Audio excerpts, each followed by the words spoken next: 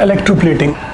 One very important application of electrolytic cells is electroplating because it has the industrial importance, especially in the modern day when superior metals are getting lesser and lesser.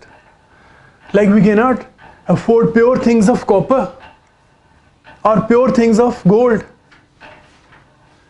So the easier way is electrolytic cell helps us that objects we want to use like bicycle frame, sunbeam glasses, or the fountain pen or the watch can be electroplated.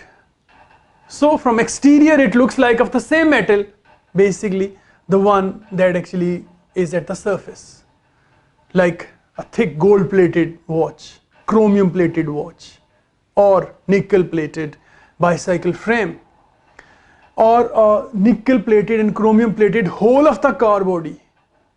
Many cars are completely electroplated, but more expensive they are, but some parts of them are electroplated like bumper and stuff.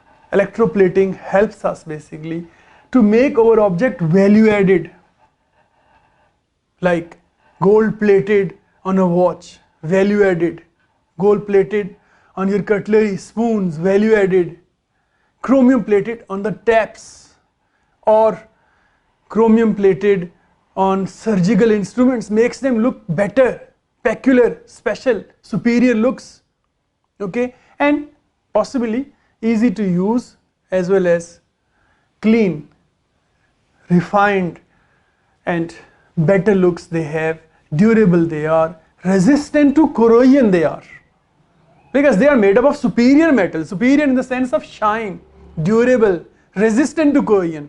Gold will not rust, nickel will not rust, or chromium or copper. So objects may be made up of a cheaper material like even plastic or wood, or maybe iron, but they can be electroplated. Process is simple, just like the electro refining it is. The object is attached with the negative terminal. When it is attached with the negative terminal, the cathode basically, whole of its body got the current, has to linked with the negative terminal, it has current. Current mean electrons. So this object, this chair here is rich in electrons. Object is made as what?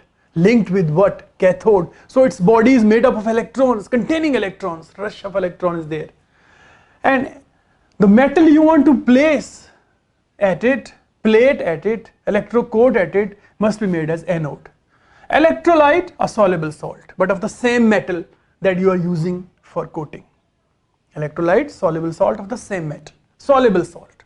You need to be careful, you need to memorize your solubility rules. Best option is always use nitrate, copper nitrate for example. We need copper ions. So when you switch on the DC current and let the process to occur for some time, supply high voltage, increase your time, and then when you will switch off, you will find out your object is whole of the plated, whole plated with copper, with gold, with nickel, with chromium, any superior thing you have kept at anode. What is the basic chemistry behind? The chemistry is at cathode, basically the positive ions from the solution, like if it is electroplating of a chair using copper. Copper ions from the solution goes to the cathode and accept the electron there because the object is rich in electrons linked with negative terminal. So ions will accept the electron, turn to atom, and that atom will not move away with the wind, rather it will get stick on the surface. A uniform coat is seen. Cathode, negative terminal, object negative terminal has electrons, so it is offering electrons, dragging cations from the solution and discharging them in the form of atoms. Simultaneously, anode has to do its job as positive ions decreasing here. Simultaneously, there and then copper atoms from the anode are turning to copper ions, or any other metal that you want to plate, gold if it is, or nickel it is, chromium it is, turning into ions, and ions turn to atom. So again same story, atom to ion and ion to atom, they are being plated there. You will find out your object basically is plated. loss in mass of anode is observed, and that loss in mass of the anode basically is gain in mass of the cathode. So you can find out how much loss in anode mass and how much gain in cathode mass. If you have initial weighings, you can find out how much mass is being deposited. But obviously how much coat thickened it is, it depends on how much voltage you apply. More voltage, more electrons. More electron, quick serving. Quick serving, more ions are created at the cathode. They are quickly given the electrons, and more atoms are formed at the anode, at the cathode. So higher voltage provide more electrons and quick deposition. And more time you provide, it means coat is thickened. Depends on how much actually you want to do that. Concentration of the electrolyte plays no role.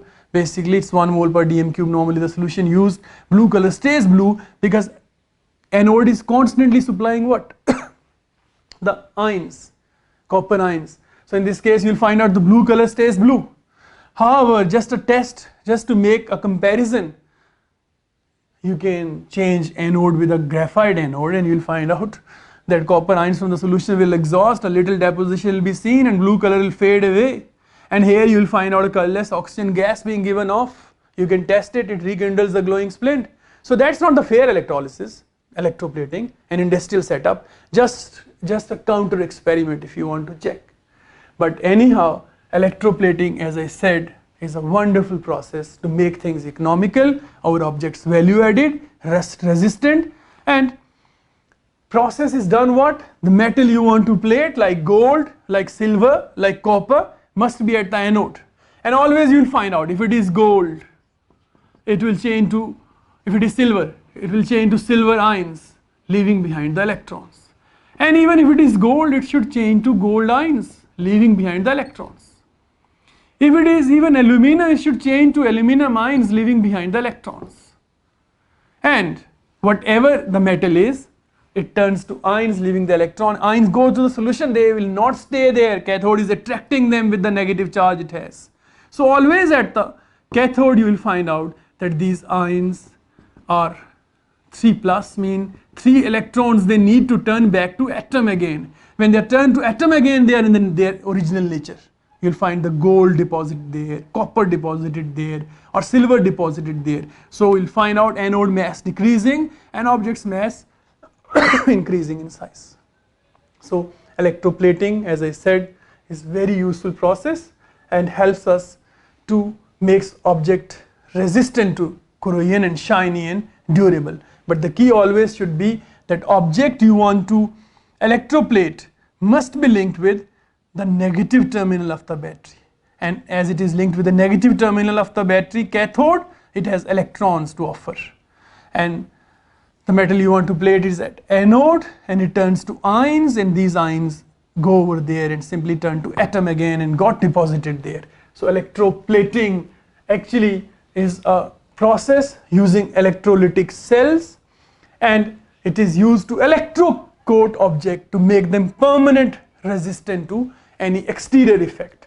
Last thing, maybe sometime we ask you, it's a plastic object like plastic chair, plastic thing, wood chair, how you are going to electroplate, because if it is linked with a negative terminal, there is no current that it passes. In that case, we need to spray this object with the conducting material. If the object is not a conductor, like plastic, like wood, spray it with a conducting material, and normally sprays are available like zinc spray or graphite spray. Surface become conductor, then it has the electrons in it. When it has the electrons in it, then it will offer electron to the cations coming from the anode. So it means the plastic like Christmas tree is made up of gold. It is basically electroplated with gold. Although inside it was plastic, but it is sprayed with the conducting material and then it is linked with the negative terminal of the battery. So it can be plated with silver or gold. So electroplating of objects basically is done using electrolytic cell. The voltage counts and the time of electrolysis count. That's all.